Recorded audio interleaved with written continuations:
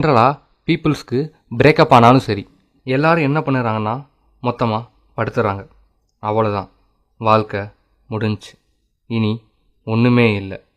கவலைப்பட்டே இருக்கிறது, அழுதுகிட்டே இருக்கிறது, எந்த வேலையும் பார்க்குறதே இல்லை, சூசைட் அட்டன் பண்ண ட்ரை பண்ணுறது. அவ்வளோதான்.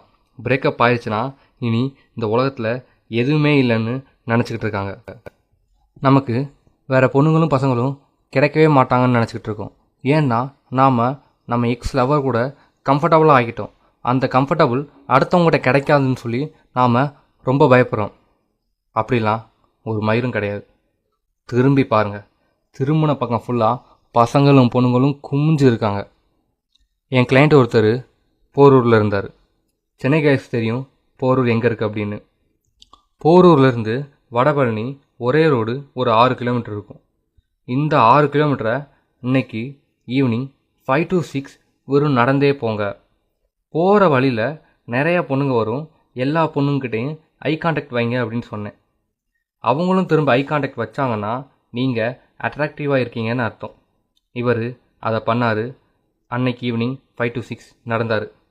அடுத்த நாள் இந்த ரிசல்ட் சொல்கிறாரு, 11 பொண்ணுங்க இவர்கிட்ட ஐ கான்டாக்ட் வச்சாங்களாம்.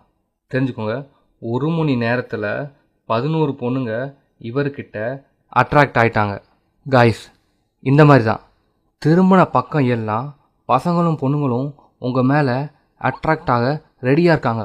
உங்களை லவ் பண்ணுறதுக்கு ரெடியாக இருக்காங்க. உங்களை ராஜா மாதிரியும் ராணி மாதிரியும் வச்சு பாதுகாக்க ரெடியாக இருக்காங்க. அவங்கக்கிட்ட பல மடங்கு உங்கள் லைஃப் கம்ஃபர்டபுளாக இருக்கும். பட் இங்கே பிரச்சனை என்னன்னா, நீங்கள் இன்னும் உங்கள் எக்ஸ் லவர் கூட மட்டும்தான் லைஃப் கம்ஃபர்டபுளாக இருக்குன்னு சொல்லி அதை நினச்சே கவலைப்பட்டுட்டு இருக்கீங்க. அதனால் உங்களால் அந்த பாஸ்ட் எக்ஸ்பீரியன்ஸஸ்லேருந்து இன்னும் உங்களால் வெளிவர முடியல. புரிஞ்சுக்கோங்க, உங்களை லவ் பண்ணுறதுக்கு வெளியே பசங்களும் பொண்ணுங்களும் குமிஞ்சு கிடக்கிறாங்க.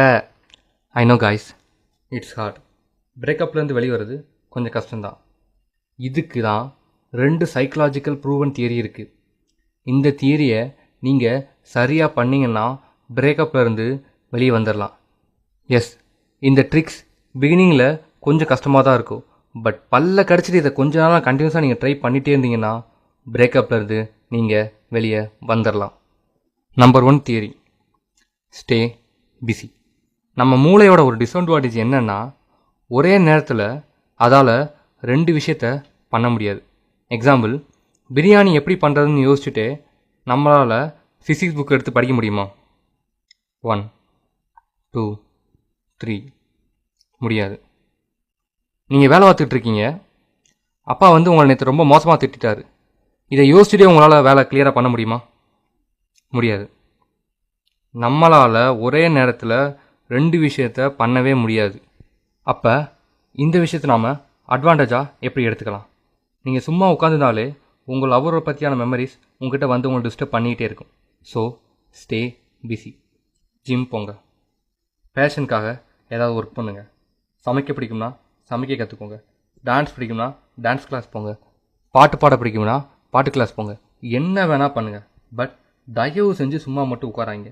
நீங்கள் சும்மா உட்காராமல் எதையாவது நீங்கள் ஃபோக்கஸாக ஒர்க் பண்ணிகிட்டு இருந்தாலே உங்கள் லவரை பற்றியான மெமரிஸ் உங்ககிட்ட வரவே வராது. ஆட்டோமேட்டிக்காக உங்கள் மைண்டு நீங்கள் எதை ஃபோக்கஸ் பண்ணி ஒர்க் பண்ணிட்டு இருக்கீங்களோ அதுக்கிட்ட தான் கான்சன்ட்ரேஷன் கொண்டு போகும். இப்படியே நாம் கொஞ்ச நாளாக போய்கிட்டே இருந்தோம்னா புரிஞ்சுக்கோங்க, டைமில் மெமரிஸ் மறைஞ்சிரும். எஸ், இப்படியே நீங்கள் பண்ணிக்கிட்டே இருந்தீங்கன்னா உங்கள் லவரை பற்றியான மெமரிஸ் கொஞ்ச நாளில் மறைஞ்சிரும். நீங்கள் ஈஸியாக பிரேக்கப்லேருந்து வெளியே வந்துடுவீங்க. Second psychological theory, accept it. Okay, it's over. அவங்க போயிட்டாங்க, அடுத்து என்ன பண்ணணும்? புரிஞ்சுக்கோங்க, எல்லாம் முடிஞ்சு. சப்போஸ் விட்டு போன பையன் நேம் திவாகர்னு வச்சுக்கோங்க. எஸ், திவாகர் போயிட்டான். அப்போ அடுத்து நான் என்ன பண்ணுவேன்? எஸ், திவாகர் என் லைஃப்பில் இல்லை. அப்போ அடுத்து நான் என்ன பண்ணுவேன்? இந்த மாதிரி அதை நீங்கள் அக்செப்ட் பண்ணணும். இப்படி நீங்கள் பண்ணும்போது உங்கள் மைண்டு கிளியராக இருக்கும். ஓகே, அவன் என் லைஃப்பில் இல்லை, அப்போ நான் அடுத்து என்ன பண்ணுவேன்னு சொல்லி உங்கள் பயத்தை குறைச்சி, உங்கள் கன்ஃபியூஷனை குறைச்சி, உங்கள் கவலையை குறைச்சி அது உங்கள் மைண்டை கிளியர் பண்ணி கொடுக்கும். பட் நம்ம இங்கே என்ன பண்ணிகிட்ருக்கோம்னா, யாருமே அதை அக்செப்ட் பண்ண மாட்டேங்கிறோம். போயிட்டாங்கன்னு தெரிஞ்சும் வருத்தப்பட்டுட்டு இருக்கோம், அழுதுகிட்டு இருக்கோம், கவலைப்பட்டுக்கிட்டு இருக்கோம். அதை பண்ணால் அவங்க இருந்திருப்பாங்க, இதை பண்ணால் அவங்க இருந்திருப்பாங்க, நான் அப்படி பேசியிருந்தால் அவங்க இருந்திருப்பாங்க, இப்படி பேசியிருந்தால் அவங்க இருந்திருப்பாங்கன்னு சொல்லி நம்மளே நினச்சி நம்மளை கவலைப்பட்டு அழுது நம்ம வாழ்க்கையை நாமளே கெடுத்துக்கிட்டு இருக்கோம். கிளியராக புரிஞ்சுக்கோங்க. இப்போ நீங்கள் அழுதுட்டு வருத்தப்பட்டுட்டு கவலைப்பட்டு இப்படி இருக்கனால அவங்க திரும்பி வர போகிறாங்களா? இல்லை. அப்புறம் என்ன ஏன் நம்ம அதை பண்ணிக்கிட்டு இருக்கோம்? அதை பண்ணி ஒரு மயிரும் ஆக போகிறதில்ல. ஸோ அக்செப்ட் பண்ணுங்கள். அவங்க போயிட்டாங்க. ஓகே, அவ்வளோதான், முடிஞ்சு. அடுத்து என்ன பண்ணணும்? இதான் விஷயம். இப்படி பண்ணிங்கன்னா உங்கள் மைண்டு கிளியர் ஆகிரும். அப்புறம் நீங்கள் ஃப்ரீயாக இருப்பீங்க. பிகினிங்கில் இது ரெண்டும் கொஞ்சம் கஷ்டமாக தான் இருக்கும். பட் கஷ்டப்பட்டு இந்த விஷயத்தை நீங்கள் பண்ணிட்டீங்கன்னா 1 ஸ்டே பிஸி, 2 அக்செப்ட் இட். பண்ணி முடிச்சிட்டிங்கன்னா கொஞ்ச நாள்லையே நீங்கள் பிரேக்கப்லேருந்து ஈஸியாக வெளிவந்துடலாம்.